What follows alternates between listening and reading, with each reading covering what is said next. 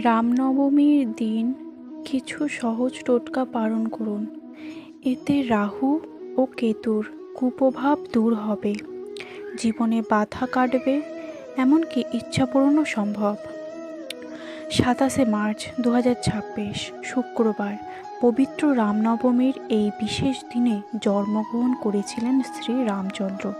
চৈত্র নবরাত্রির নবমী তিথিতে পালিত হয় এই দিনটি শুধু উৎসব নয়, এটি শক্তি, ভক্তি আর ভাগ্য পরিবর্তনের এক দুর্লভ সুযোগ। আজকের ভিডিওতে জানব রামনবমীর 6টি শক্তিশালী টোটকা যা আপনার জীবন বদলে দিতে পারে। হনুমানজির পূজা। রামনবমীর দিনে হনুমানজির পূজা করলে মিলবে রামচন্দ্র আশীর্বাদ। হনুমানজি হলেন সংকটমোচন, তার পূজায় জীবনে সব বাধা দূর হয়। গুড় ও বেসনের লাড্ডু নিবেদন। এই দিনে নিজের হাতে গুড় ও বেসনের লাড্ডু বানিয়ে হনুমানজিকে নৈবেদ্য দিন। এতে নিজের হাতে তৈরি ভোগ দিলে ভগবানের কৃপা দ্রুত লাভ হবে। রামনবমীর দিনে মন্দিরে গিয়ে 108 বার হনুমান চালিসা পাঠ করুন।